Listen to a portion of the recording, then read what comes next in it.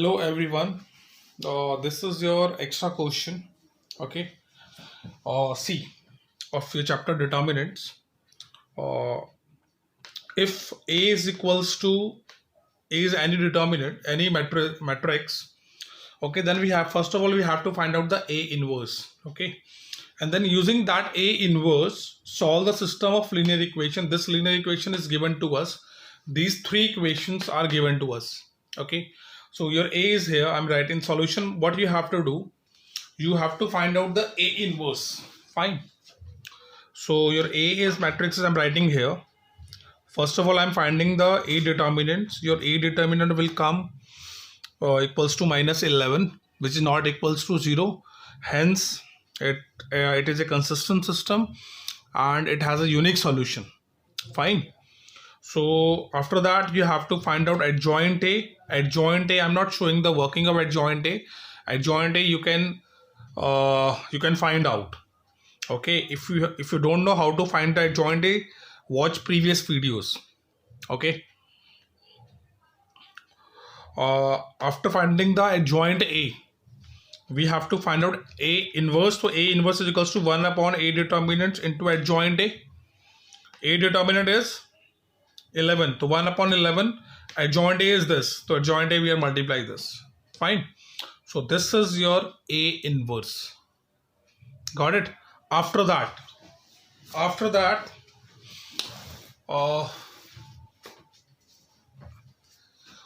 this formula, we know that x is equals to A inverse B.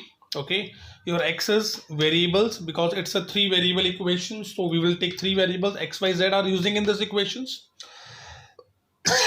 And A inverse, this is your A inverse and this is your B. Okay, so you have to multiply these two matrices.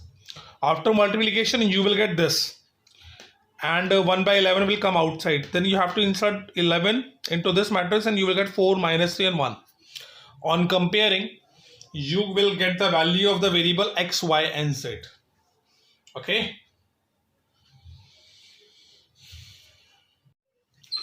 Hello everyone. This is your question number 14 of your miscellaneous exercise.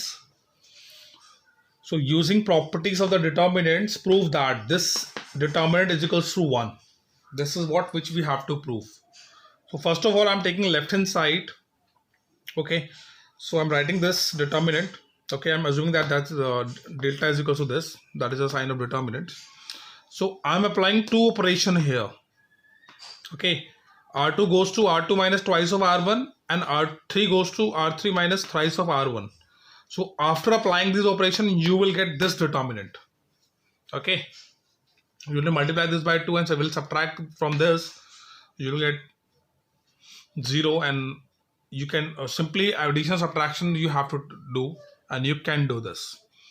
So now as we can see that in this first column I'm getting 2 zeros, so I'm going to expand this determinant. So on expanding, I will get the value of this determinant is coming 1. Okay, this is which we have to prove. So hence proved. Okay, got it? So this was your question number 14. Now the next question is question number 15. See, here it is.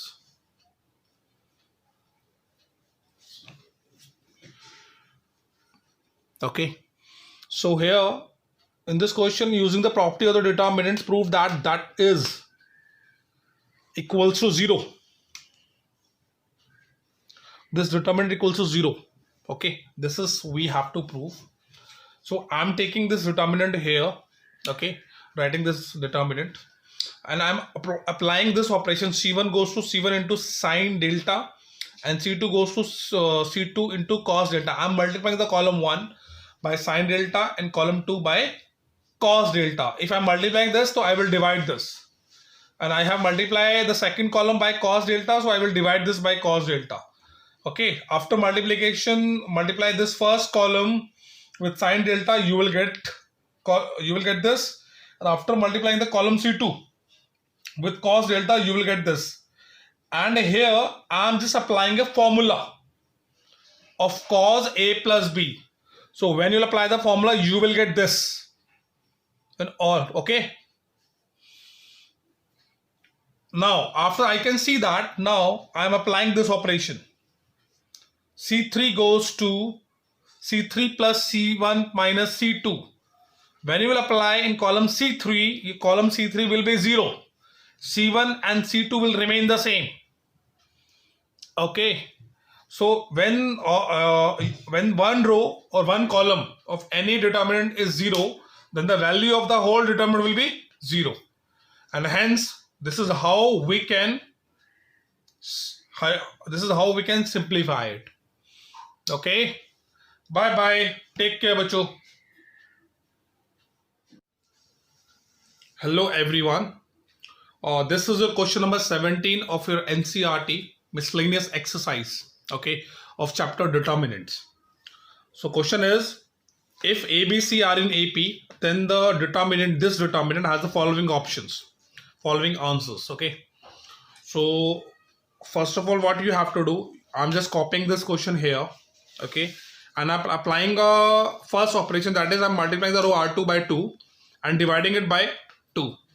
Okay, this 2 is, I'm dividing it and I'm just multiplying the row R2 by 2. So first row you have to copy. The second row you are multiplying by 2. So it will be 2x plus 6, 2x plus 8. It would be 2x plus 4b. And the third will remain the same.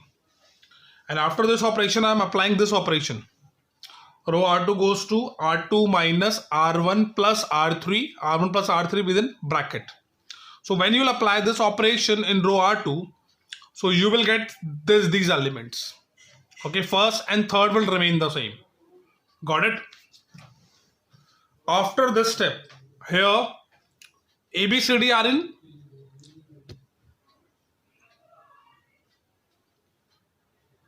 After this step, here A, B, C are in AP. This is given to us. Okay. So wait, I'm just in the next page. Okay. So here, this is the condition for AP. Okay, twice of B is equal to A plus C. So first row, I'm copying the same. In the second row, at a place of B, I am writing at a place of 2B, I'm writing A plus C. And this will remain the same. Okay. And third row will remain the same. So when you will insert 2 into it, this will be 0. So I'm putting 0 here in the second row. First row and the third row will remain the same. As we know that if any one of the row of a determinant is 0, then the value of the whole determinant will be 0. Okay. So this is how we can solve question number 17. So our correct option is A. So A is our correct option. Okay.